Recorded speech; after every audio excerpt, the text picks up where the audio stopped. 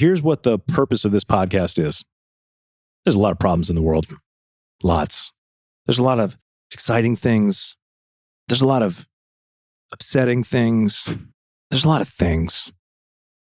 And a lot of people are looking for answers.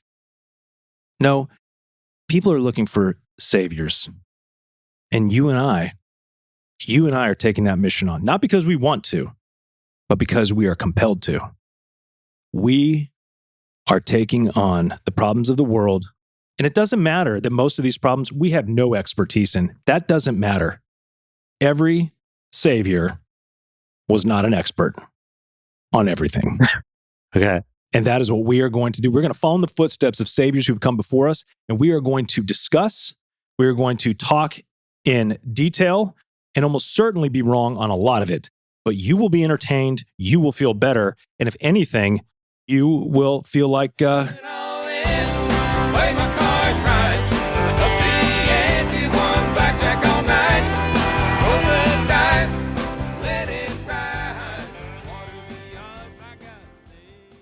Real quick, before we get started, CASDM is our content production company. Why content? It's simple. Content brings people together. I've seen it play out over and over, and I want to help others explore and discover this for themselves. The experience is totally worth it. Learn more at CASDM.com. We focus on podcasts and writing, one piece of content at a time. Julian's going to be happy with this because if I would have given him the last piece of what we used, Nope. I mean, it was picking up on this thing, so you would have been like a faint sound. Yeah. That would be cool podcast. Like, it's like you're in the metaverse and you're kind of not with me, but you're in the metaverse, but I can sort of hear you. And so like from a distance, that's like you're in the water on a boat and you can still talk to each other. Oh, that'd be so great. It's kind of fun. But in the metaverse. Do a pod. Yeah, of course. Yeah. Well, I was thinking about that this morning because, apparently I was catching some news update about all the snafu over the metaverse and There's a snafu in the metaverse? Well, it's just Mark Zuckerberg. Oh, he's creepy. He's trying to consolidate complete and total. He's changing he's going all in with the metaverse. Yeah, that's where he's putting all of his money. Everything is going into that. That or you got to go become TikTok, I guess. But yeah, go ahead. Well, no, I mean, so he's doing all that. Okay. And there's a lot of concern by people that are informed that this needs to be stopped before it gets started. I mean, that's like a complete and total consolidation of the social environment. What needs to be stopped before it gets started? Mark Zuckerberg's monopolizing of the metaverse. Oh, like he's going to own the metaverse. Oh, yeah. Yeah. Yeah. Well, that's, they bought up Oculus. They've established this. The whole Web3 discussion really plays all into this. Yeah. Who owns that? Yeah. Okay. But more importantly, I want to kind of transition here for a second. We'll come back to that. You familiar with ASMR? Auditory? I don't know what it stands for. But it's like where, it gets really close up into the microphone. Mm-hmm. This is for the eye. Okay, they have no idea what you're doing right now. Shh. This is the sound of my beard up against the microphone. You're welcome. So for anybody that actually wants long form of that content right there, of my ASMR, the beard on microphone. Okay. Yeah, that'll be You're doing a channel? Yeah, well, it'll just be something for the paid subscribers. Okay. I thought it was like visit your booth in the metaverse or something. That's the other thing I was going to come back to. Okay. We should be one of the only podcasts in the metaverse now. Yeah. Regardless of Mark Zuckerberg's diabolical plan to dominate our lives in multiple ways. They're losing money though. Like it wasn't a good start for them. Well, of course, every new thing is going to lose money. Right. That's lost I think it was $2.8 billion in the first quarter. Oh, he sneezes that away every morning. That's a lot. That's a lot. Man. Yeah, I know. Or you could win it back with the lottery, Mega Millions. By this time, we'll have known that we've already won $1.2 billion. Do you buy lottery tickets? I did the other day. Oh. But hold on.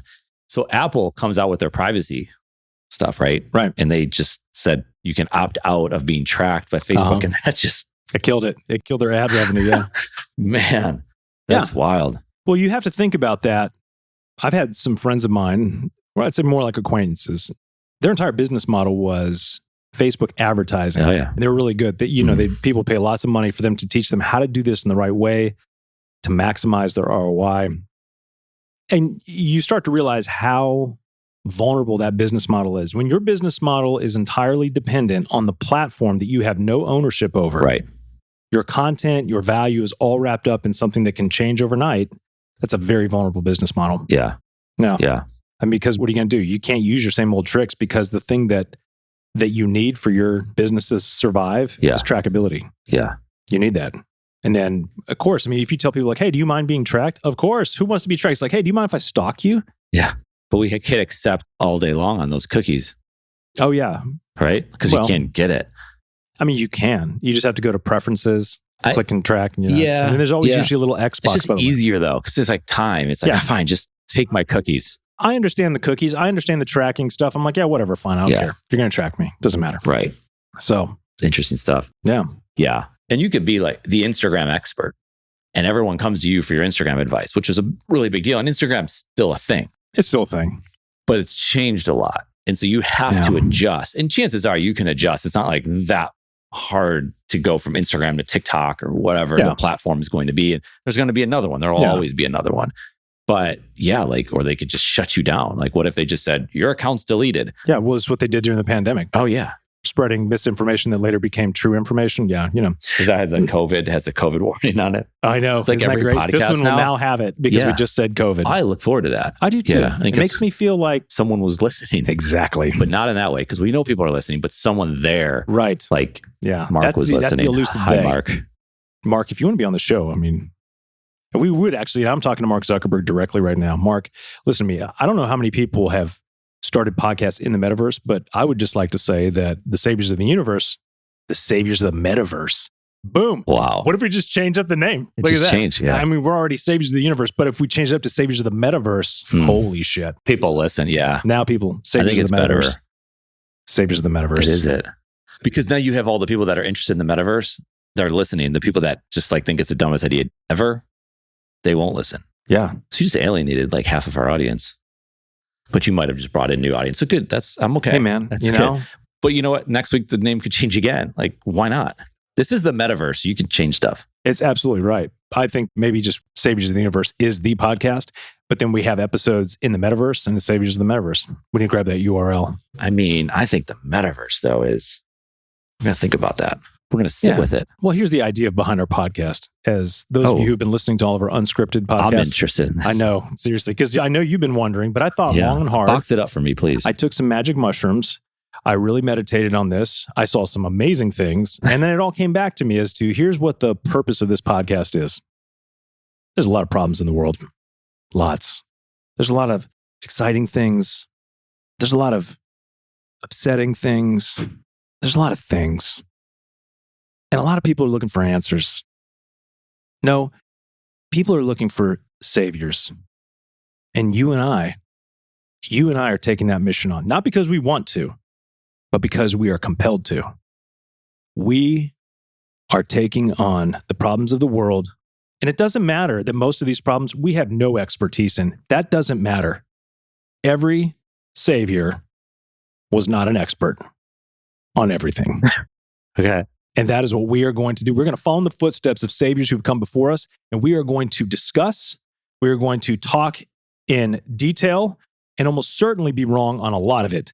But you will be entertained, you will feel better, and if anything, you will feel like, you're tripping on magic mushrooms, because that's really what this show is about. Wow. We're going to go there. We went there. We did. Yeah. Because that's not real. Because that's not true. What's not real? The magic mushroom. No, I didn't trip on magic mushrooms. Yeah, because it could be laced with fentanyl, and then we're really in for it. Who is lacing mushrooms with fentanyl? Oh, like that's the thing. It's just fentanyl's getting into everything? Everything. Yeah. Cheerios I is thought next. fentanyl was just something that they were throwing with heroin. That's why I stopped using heroin. No, I think it's in everything. It's bad. Watch a documentary. Which documentary? There's so many. There's too many that you lose count, right? But ladies and gentlemen, this is Saviors of the Universe podcast. Yeah. So they created in China. They send it over to the drug cartels. They bring it into our country, then they unleash this weapon of mass destruction on people who are just, like you said, they wanted to trip, they wanted to get high, whatever that is. And then, and it's sad, this is where we take a step back, but like someone could try mushrooms for the first time or do heroin. Or why'd you just point to me? No, I didn't. I pointed that way. I wish somebody could have that. Well, because you just talked about doing magic. I know that's not true. I just want people to realize, like, my friend here isn't that guy who's just tripping left and right. Yeah, man. Well, I don't know if you trip left and right. Up and down. Up and down. Yeah, okay. left and right is more drinking. You stumble. Okay. Yeah. Up and down is apparently, I don't know, I'm making all that up. Yeah. Yeah. So, well, that's good to know. I'll cancel that mushroom order that I placed yesterday. So Saviors of the Metaverse. Yeah, that's going to be special. There's something really cool about that. Saviors of the Metaverse. Yeah. I like how the podcast, we build the podcast while we're podcasting. Like things just come to be. Like you just talk things out. Here we are. Yeah. This is really good. Yeah. Would you hire me to be your podcast host? Would I hire you? Yeah. No. Really? No, not right now. I don't need you. Hire you maybe to be my co-host. Yeah. Okay. This is my show. That's no. No. In your office, on your dime, on your equipment, and your editor. Yeah, this is my table. show. Not my table. Oh, whose table is this? Oh, no. It was just delivered here one day. This is our table. Yeah. We've just taken ownership of it. You know, like in California, they got squatters' rights. We're going to squat this table. It's all right. Okay. So squatters' rights. Like, do you know what that is? I know what a squatter is, yes. Yeah. So, like, they just have the right to squat basically, wherever nobody's they want. living in the home. They break into the home and they live there, and they can show that they've been living there.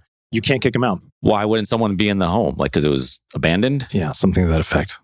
Like, you just went on vacation. What if you just went on vacation? That's a great question. And you I came would home? guess in California, that would probably apply. Like, I know that's like extreme.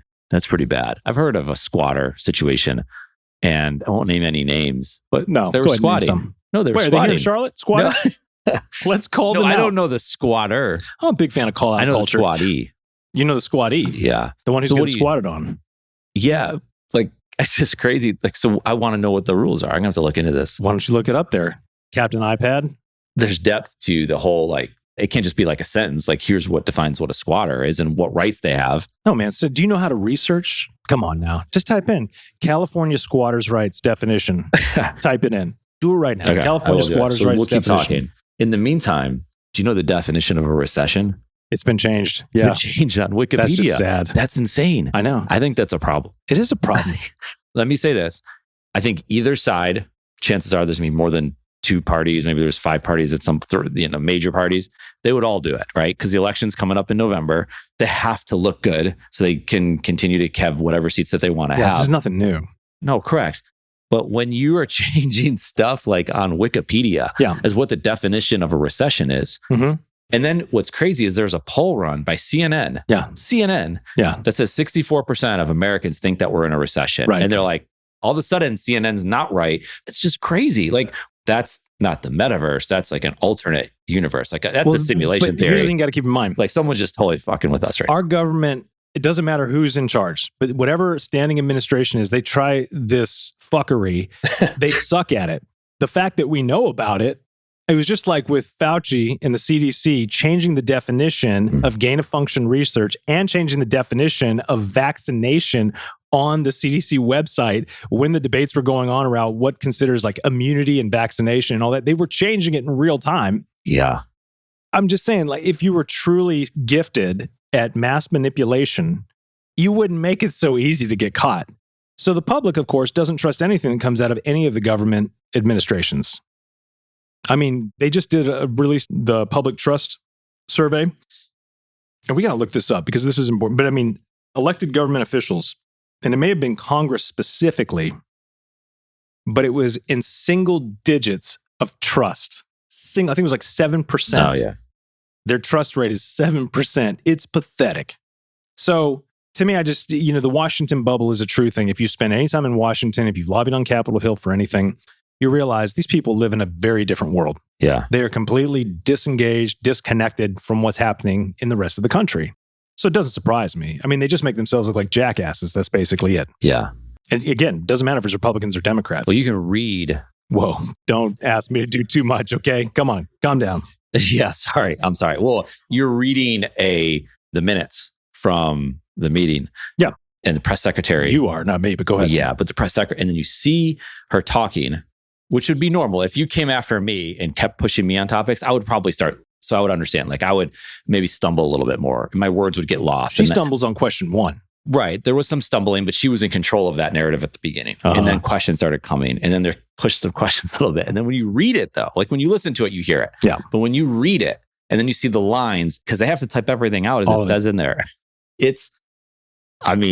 You're just like, well, clearly they're just being defensive at this point. Of course. He's got the lowest approval. I mean, his approval ratings are in the toilet. Yeah. it makes sense. He should not be in office. And that's not, well, because no, he is old and falling apart. And you know what that job does to somebody? I mean, the only person that didn't seem to age at all was Trump, but because I think he didn't really take the job seriously at all. Yeah. But look at Obama, look at Bush, look at anybody that came before Clinton. Those guys aged. And you're not even 15 you're years. not a Trump fan. Like you're not. No, Yeah. Fuck him. No, I don't give a shit. Yeah. No, man, I think these guys are all clowns. Yeah. Tell you who's not a clown. Who's that? Andrew Yang. And the fourth party. Have you seen this? There's like this, they really come together. Yeah. Oh, people are like, you know what you said? Like, who needs to not have a podcast? Pete Buttigieg. Damn right. They said, do you know who needs to not start their own party is Andrew Yang. You listen to that and people are freaking out that they hate him, right? Everyone's got. What people? The establishment? The I ones don't that know. Blame, like the same people that blame Bernie? There's like, oh, well, if you throw your vote to one of these third parties, you're wasting it. Bullshit. Does that mean you're a Bernie fan? I missed that. Here's what I liked. Okay, check it out. This is where the podcast ends. No, it's not. No, listen here. My wife actually canvassed for Bernie.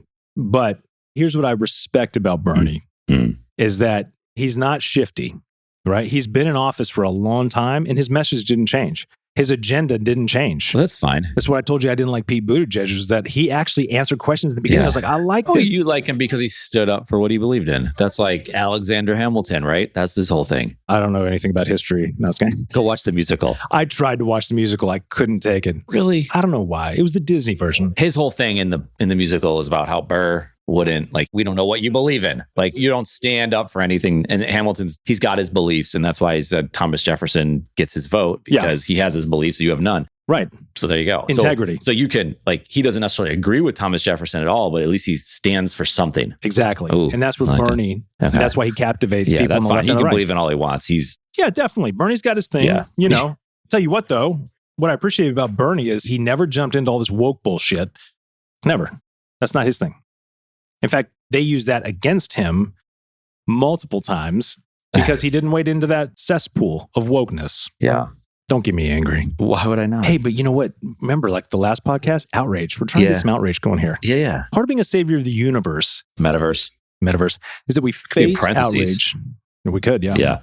Fake outrage. Yeah. Yeah. I like when Larry David plays Bernie Sanders. Uh-huh. Oh, Larry David's so good. He's really good. He's one of the greatest of all time. Yeah. Without a doubt. Yeah. Who's your favorite? I know we talked about Mel Brooks maybe in the last episode, but let's talk about who are your top 3 comedians. Well, growing up, like Chevy Chase, Eddie Murphy. Oh, yeah. Murphy, yeah. Oh, you like Fletch? And all the movies he was in? Yeah. Oh, yeah. Those are good. Yeah. There's Only Murders in the Building. Very good. Watch, right? With Steve Martin and Martin Short. Thank you. Martin Short's on the top of my list. Martin Short's. Yeah. Jiminy Glick. Yeah. Remember Jiminy Glick?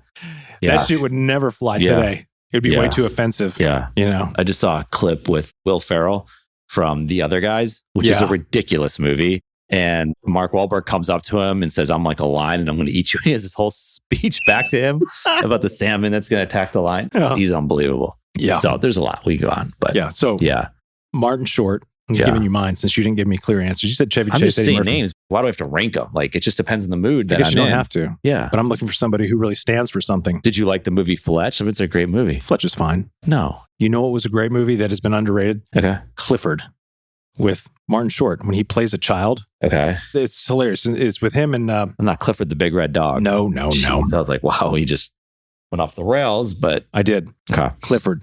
For any of you who have never seen Clifford, look for Clifford, Martin Short. To me, it's if you like Martin Short, it's comedic genius. Yeah. Larry David, by far.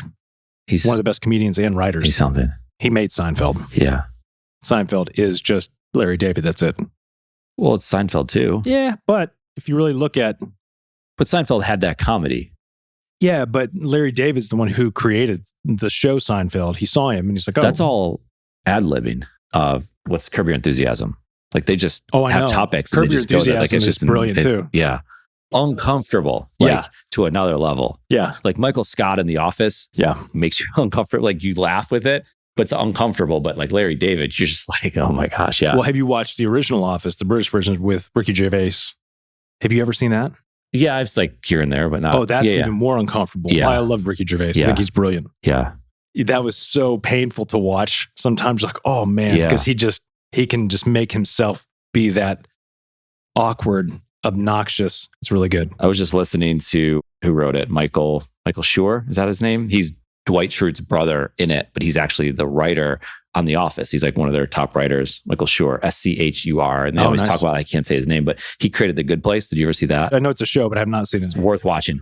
So he wrote The Good Place. Okay. And so he was just on, I think he actually just talked to Tim Ferriss. He's been on podcasts because he just came out with a book. Okay. And so he talks about moral ethics, right? And he talks about all these different stories about how they wrote The Office. I'll link to it because I think it's like if you're into The Office, you're into The Good Place, like listening to his stories, talk about how he created those is, I mean, it's fantastic. Like just the character development that they have in The Office, there's some good stories in that. So check this out. Yeah. You're creating something right here. I'm creating something as we're talking here about, I just thought about, if we want to have this universe, metaverse. So you know how like on LinkedIn, you've got your name and then you've got the little parentheses for some people. I don't put my pronouns up, but some people do. He, him, she, her. Yeah. So we have saviors of the, and then parentheses like uni/meta, and then verse on the outside of the parentheses. Like your little Apple Pencil and you'll put some time in there. Yeah, I've never seen you work this hard. Well, I mean, I'm really just more fascinated with this digital pencil, this knockoff that I've got. It's great. That's so good. I'm thinking that's the direction we should go in. But you just took a trip to Maine. I did. Tell me about this. Yeah. What do you want to know? That the people drive, like they're up there and you're driving around and everyone's like, let you cross the road, which we've been there. It's been. What are the people of Maine like? Really nice? Yeah, they're nice people. Yeah. They're good people. Well, we were in Maine and New Hampshire. So people are great. But you can go to Boston and if you cross the road, they stop. Like in Charlotte, they speed up. Like we were there and like everyone's just kind of like driving, like being nice to each other while you drive. I come back here and it's like within 30 seconds, I'm like, this place, like you got to get like amped up. Like it's just a lot of anger in Charlotte. Now, I wonder why that is. Oh, I'm really kind of surprised that there's more people, right? It's traffic. What, in Boston? There's more people here than in Boston? So I'm just giving you an example in Boston. There's definitely more people in Boston. Yeah. But I'm just saying in general, like pedestrians are accounted for. Here, not as much. Yeah. Why do you think that is? I don't know. People from all over the place. It's just doesn't have that. They value life more in Boston? You're in the South. But is Charlotte the South? Like it is and it isn't. It is and it isn't because you have people from all over the place. Yeah. Southern hospitality, is that a thing? But yeah, like just driving around, people are just chill. Like they're just going at a little bit different pace. So that's what you get in Maine and New Hampshire. It's like lake living. How hot was it up there? Well, here's the problem. It was hot as shit. Hotter than here?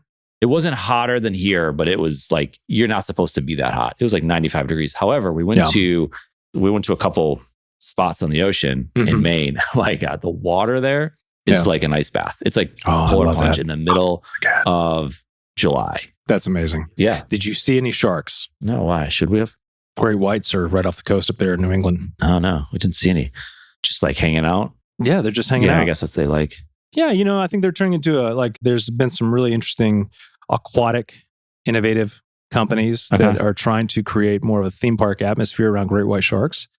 Sometimes you can go and swim with the dolphins. They want you to go swim with sharks. Cage-free shark swimming, I believe, is something that somebody's working on somewhere. And if not, they should be. A gunquit. A gunquit was one of the ocean's old apple orchard. Is that what it's called? Old orchard. Why would it be an apple? Because I just thought of orchards. What else is in an orchard? This place is like a carnival on the coast that was built in like the 1800s. And apparently they would come over here, pay a couple dollars and have a lot of fun. They had like a casino out there. Now they have like an arcade. It's like Myrtle Beach times 1,000. That's amazing. It's something else. Yeah. You're still writing your parentheses over there. I just gave you parentheses like a little while ago and you've run with it. You didn't give me parentheses. Yeah, I said we should put in parentheses. I thought I said that like around You did, protons. Then later. Yeah. Later, okay. Maybe. I don't know. Or no, you did say it and then I maybe like said, we can use parentheses. Yeah, don't steal my ideas. Yeah, I'm sorry. I will not hire you as my co-host. The water's pretty cold in Maine. I like that. Like really cold. Like go swimming in the water. Like it was up to my calves. I could feel it like stabbing in my knees. Gotcha. Yeah. So what you're saying is you're thin-skinned, you're weak. And that's it. That's you wouldn't survive the apocalypse. I was there. The apocalypse now. Yeah. So, okay. Yeah. Of the metaverse or of the universe? One or the other. You pick. Yeah. So speaking of cold water, that is something that I've been trying to engineer. It's my own cold therapy. Like ice water baths? Yeah. Okay.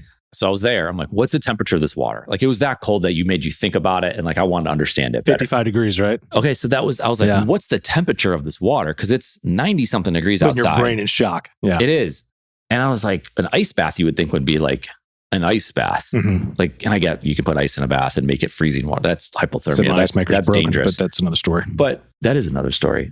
We might come back to that. We might not. We'll come back to it. It says between like up to about 59 degrees is what? Like you're in danger. Yeah.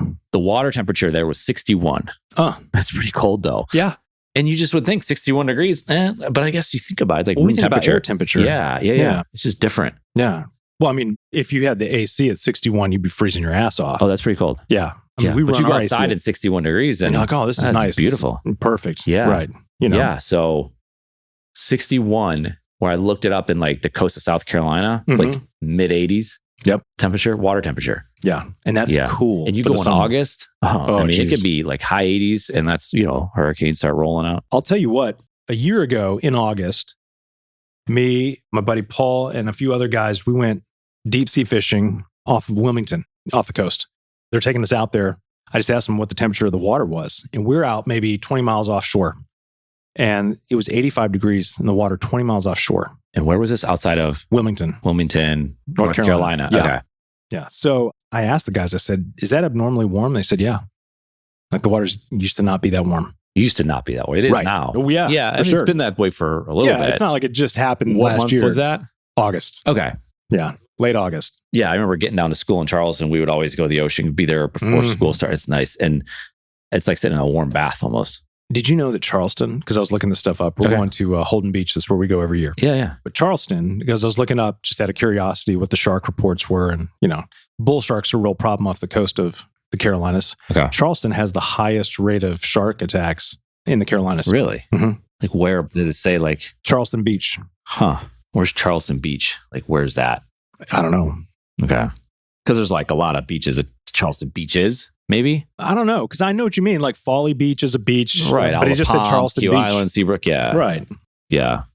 We have to look that up. Yeah, we will. There's a lot of stuff. You have a list over there. No, you don't. Yeah. I just doodle. Yeah. So are we in a recession? Well, what's the technical definition? Well, let's look at Wikipedia and find out if we're in a recession. What's changed? And then you can look at what the changes and you can see U.S. government has made changes to Wikipedia. I'm telling you. Where are we? Can we use this right now to just emphasize the point? All these dipshits out there that think the U.S. government has this high-level conspiratorial, well-organized effort moving forward to push some type of agenda, just go to Wikipedia. Yeah. These fools can't get their shit together. Yeah. It is so easy to uncover stupidity like this. This is what's interesting. All right. What is? You just type that into Google. What do you think comes up? What Recession. is the definition? Yeah. What is the definition of a recession? Yeah. Like that means zillions of people, maybe not zillions, but a lot of people are looking up what is it because they hear it and it's like now it's number one on Google. Right. A period of temporary economic decline during which trade and industrial activity are reduced, generally identified by a fall in GDP in 2 successive quarters. Right. That's not the right answer, they said. So it's like, let's change it. Well, now when you do talk about, I know there's many variables to what it is. Yeah, for sure. This is going back on that comment about the government. That is true. I mean, but when you look at coordination with tech companies, that does get a little bit more nefarious. COVID was the most recent example of the tech company. And I guess there's lawsuits that are coming out against tech companies that were censoring, blocking, and doing all this based on what the government was saying was misinformation. But this is also why keeping private enterprise and the government separate is really, really important. It's just either that or you just say, well, we just don't want technology. Yeah. Or you just accept the fact that there's always a back door to spy on you. Yeah. I mean, these people, We Are Iowa, they found a different definition. And I don't disagree with what multiple factors, GDP, real income, employment, industrial production, consumer spending. Yeah, I think they all play a factor. Let me ask you, are we in a recession? I'm so confused right now. Exactly. Because the market, stock, and that's just one factor, is just taking off again. I know. But it's a bear rally, right? Right. Okay. That's what it is. It's a really good opportunity to win in the market right now when everything's down, but to that rally, then just fall off a cliff again. Right. I mean, you got to play the long game. Yeah. Well, they say, well, gas prices are the lowest they've been. They are. But if you look back like a year, they're not the lowest they've been. They're the lowest they've been in this quarter. So you can manipulate those things. You're taking things out of context, right? Like, so even the whole argument not you. I'm talking about. You pointed at me and I felt it. You're right. But again, that was just I'm very hands, I talk with my hands. But I did that before when I waved about my heroin. hand. That's right. Yeah, and for the record, I've never tried heroin. Okay, that's good. Let's I'm keep not it even that open way. to it. Yeah. I mean, not right now. Maybe when I'm 80, I'm like, what do I got to lose? Yeah. You've written fentanyl down and like, what? I can't even spell fentanyl. You know why? Because I skim. I don't read.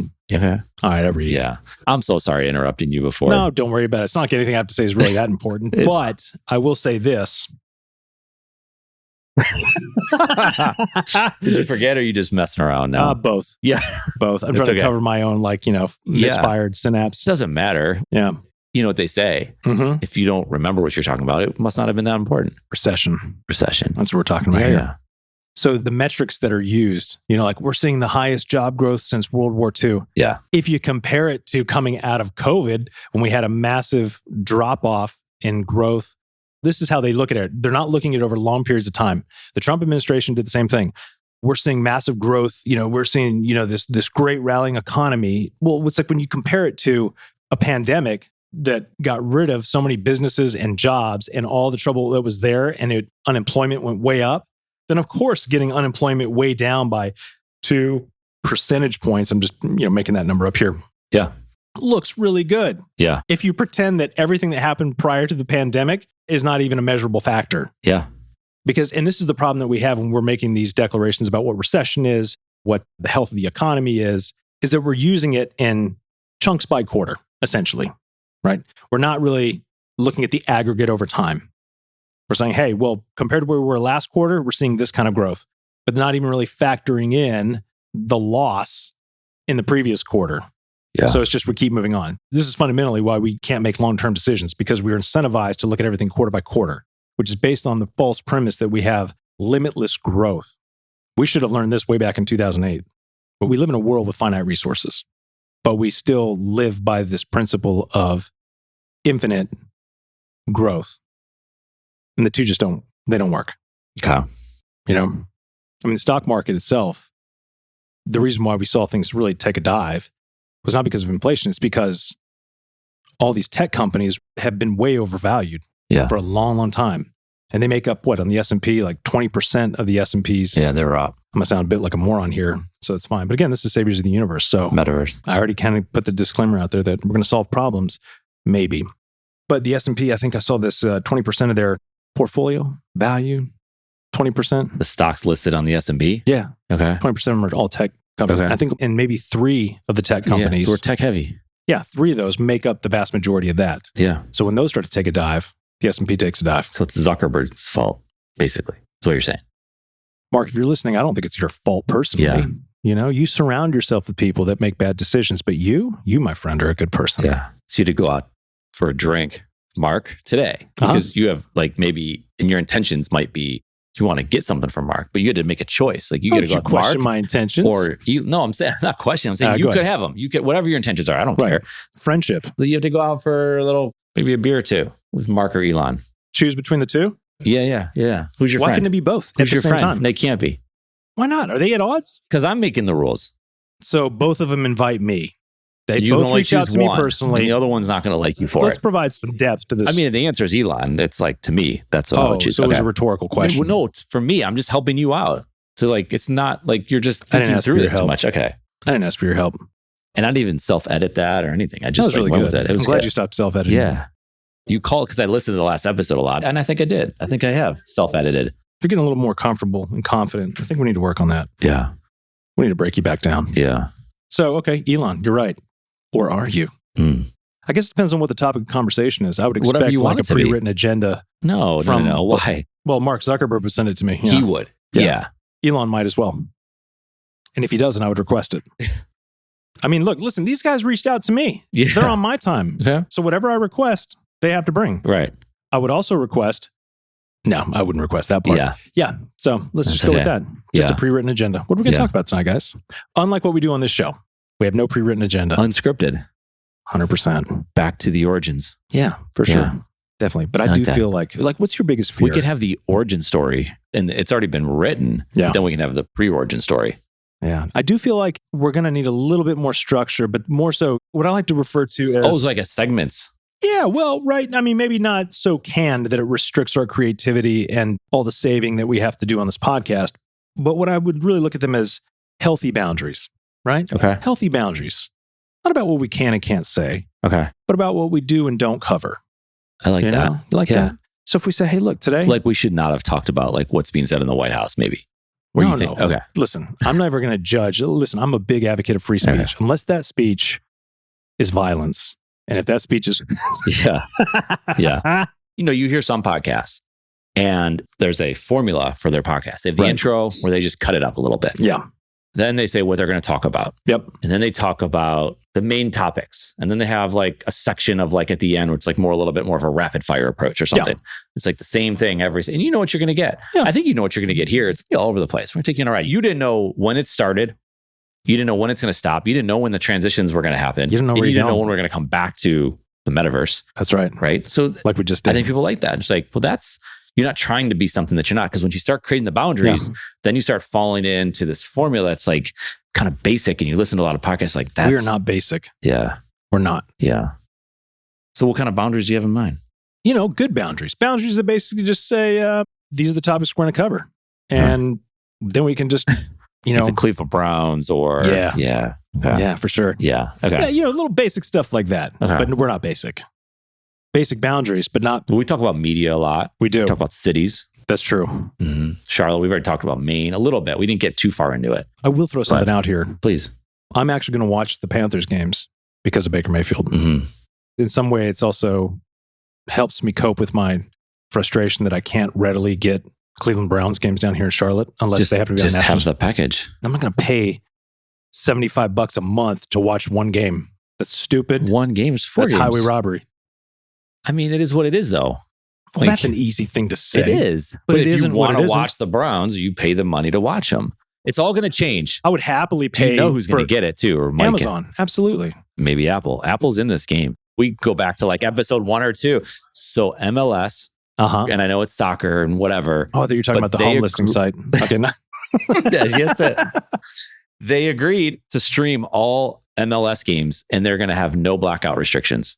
So meaning like any game can be watched. So if you live in Charlotte and Charlotte FC's there and they didn't sell out their game, you can still watch Charlotte FC from home. If you're a season ticket holder, you automatically become a subscriber for free. Yeah. And if you just want to watch MLS games but that's a professional sports league. That's a big deal. So these streaming networks are going for that to say, listen, you subscribe to, you pay $10 a month for Apple TV, you're going to get all the NFL games. And maybe they have premium subscriptions or who knows. Well, I mean, and they've got endless money to spend for sure. I mean, it's changing. It's coming. And they're going to stream all this stuff's happening like next year. No, it's like Peacock, right? So I just got done watching all 21 stages of the Tour de France, which I love.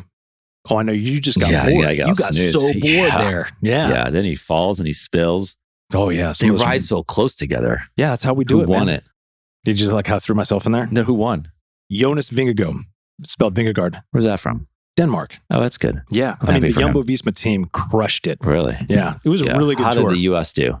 It's not like you'll have Americans on Jumbo-Visma. Did any American do well? Yeah. You had some good performances, but I mean, most of them are riding in support of their, the GC contenders or the sprinters. Okay. So I tell you, an American to watch is a guy in Jumbo-Visma named Sepp Kuss.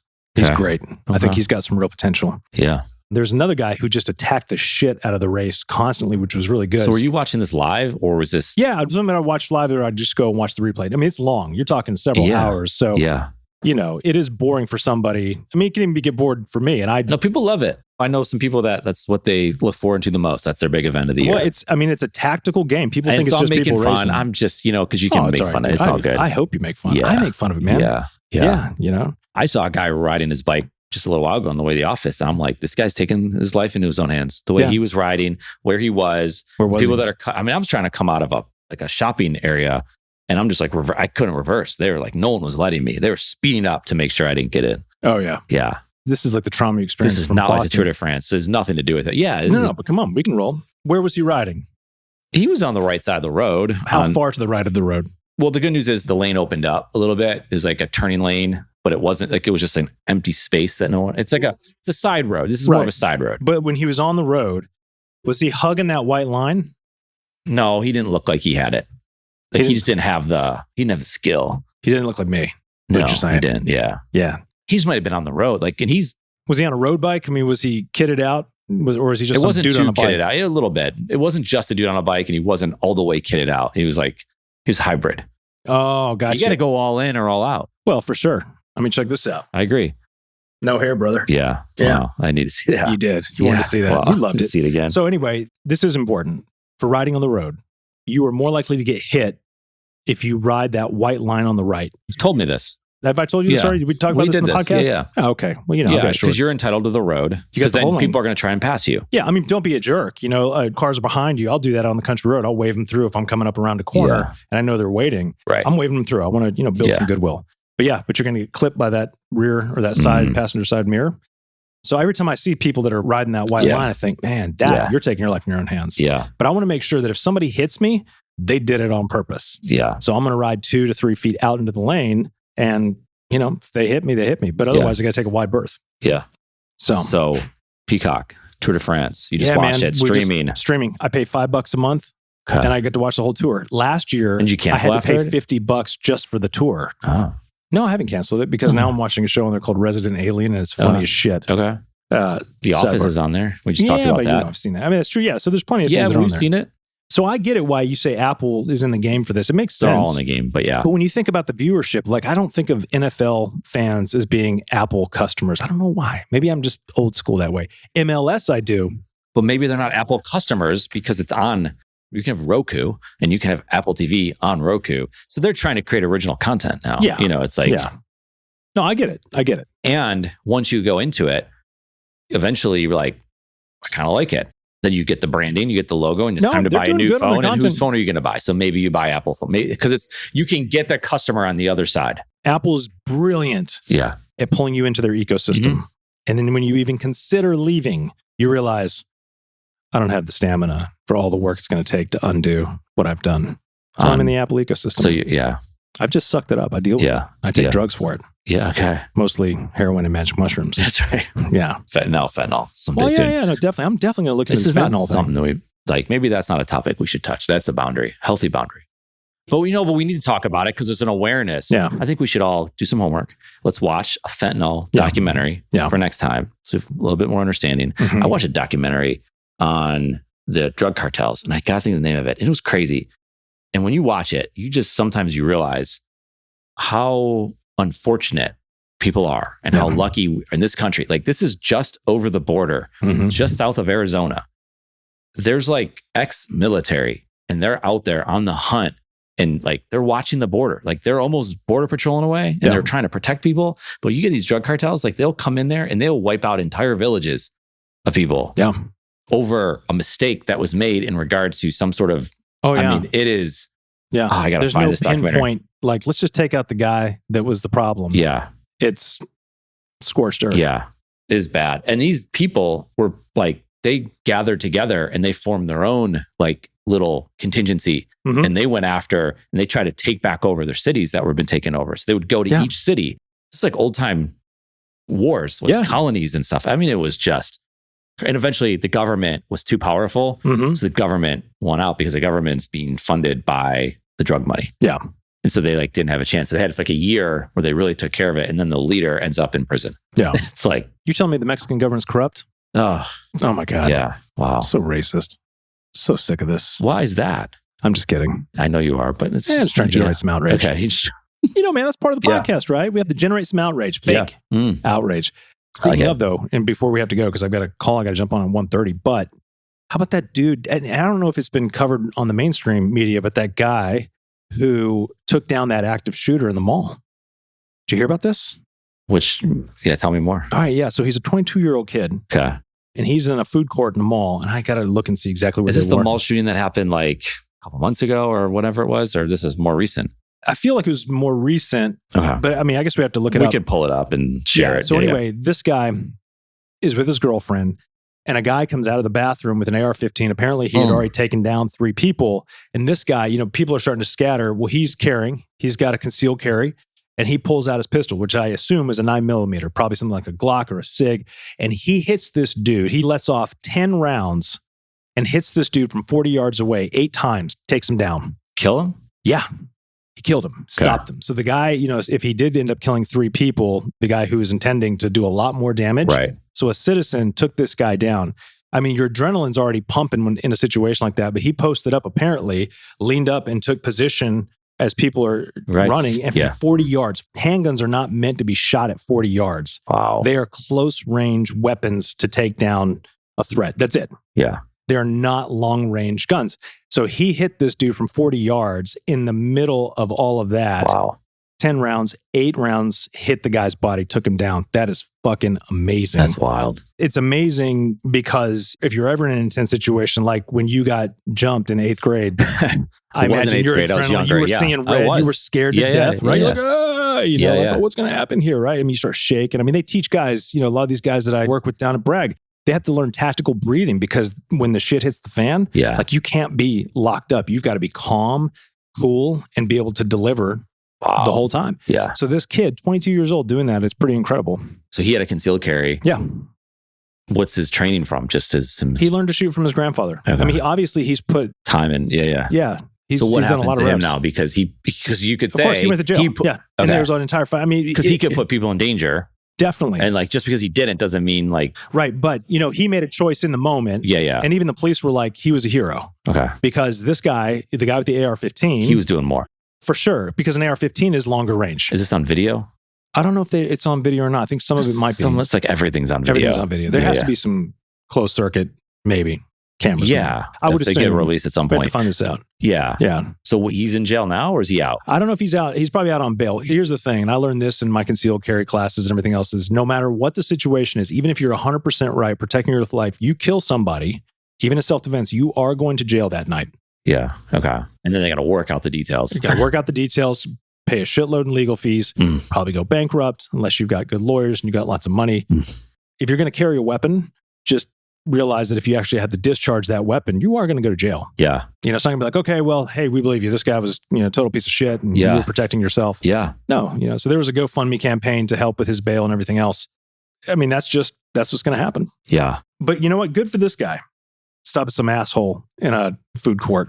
Yeah. But that wouldn't always be the case because, I mean, if you're even off an inch with a handgun, you can hit somebody else real fast. Right. I mean, he didn't. No. Wow. So he knew what he was doing. So it's pretty impressive. And maybe he just got I wouldn't say lucky. I mean, that kind of shooting at that range. I mean, even the guys that I've gone to shoot with down at Bragg, who are not only combat vets, but trained other Green Berets in shooting and even are competitive shooters, they can hit a target spot on from 40 yards with a handgun, with a Glock, right? Yeah. Just like a Glock 19, 9mm standard. They can hit that thing, but it's not fast draw, boom. Right. Like you didn't think you were going to use it today. Yeah. Right. And they're just, their position, breath, pull. Yeah. Pull, right? This guy's having to let those off. And I guarantee you let them off one after the other real fast. Wow. So it's not like shoot, hide, duck. He was done. Yeah. Yeah. Wow.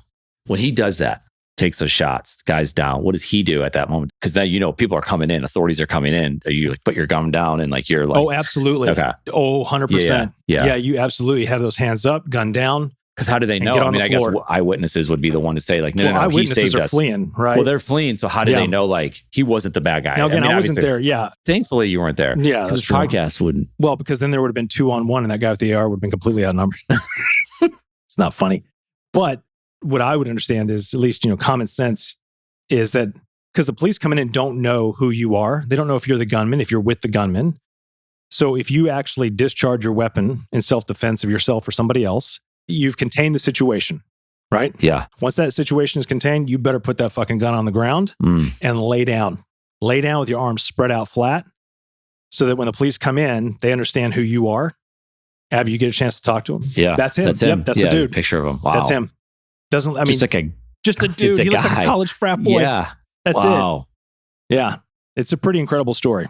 Yeah. I don't know if CNN or MSNBC or any of them picked it up. Yeah. That's also a problem, is that it feeds into the narrative that they hate, which is a good guy with a gun stops a bad guy with a gun. And again, it's low-hanging fruit. Well, here's a video that says mass shooter gets dunked on by a 22-year-old with a Glock. I like that. Hell yeah. There's a video with over 1 million views talking about it. But maybe you and I have talked about this on the show. I definitely believe in the right to own firearms. I believe in sensible gun control. I mean, we could get into what that definition is, not on this podcast because I got to run. But I also know that if I'm going to carry a deadly weapon, if and when I do, if I'm introducing that to the environment, right, I better be really good and trained. I mean, my first instinct would be and the guys I've trained with down in Bragg, they tell me the same thing. They said, look, if you're in a situation with a mass shooter, what do? I would ask them that question. They would say, you get the fuck out of there. Don't try to be a hero. Yeah. You run. Yeah. You go. Yeah. Unless you get pinned into a situation like where you can't go, then you find cover and you post up. Otherwise, get out. Yeah. Not your job. Now, maybe some of them would change their answer now, after seeing the... Well, now if there's you see what happened in Texas when people were standing outside. What a shit show. Yeah. Obviously, it's just complete messed up. Totally. Yeah. Yeah. They talk about in this mall, apparently, they have concealed carry, but not in the mall, not in certain places. So he obviously wasn't allowed to have the gun in there. This is in Indiana. I don't know the exact rules in Indiana, but in North Carolina, for example... It says you can't in the mall. The mall prohibits people from carrying weapons on its property. Yeah, but so here's the thing. You'll have signs in private businesses that prohibit you from bringing concealed weapons into their establishment, but that doesn't hold up in the court of law in North Carolina. Now, in a courthouse or a government building, you absolutely cannot bring a weapon into that facility. But a private business cannot infringe on this is the argument that's made, cannot infringe on your constitutional right to carry a weapon. Yeah. So they can put that up as more like a request. Okay. There was actually, what's that place that's in downtown Matthews? Downtown Matthews is not that big, but it was that you were actually looking for office space. It was near the pizza place there. Okay. A little bit further down. Over there, yeah. Right in front of it. I'm guessing that's the library. Okay. So right in front of the library, if you're facing the library, there's a Thai restaurant on the left. Okay, yeah. And then off to the right, there's an old bar that's no longer in business. Oh, it's not there? It's not there anymore. It's like anymore. a Boston bar. Yeah. There is a sign on the door still that said, concealed carry, welcome here. Yeah. Now, that's that audience there. But here's the interesting thing. As far as I know, I could be wrong on this.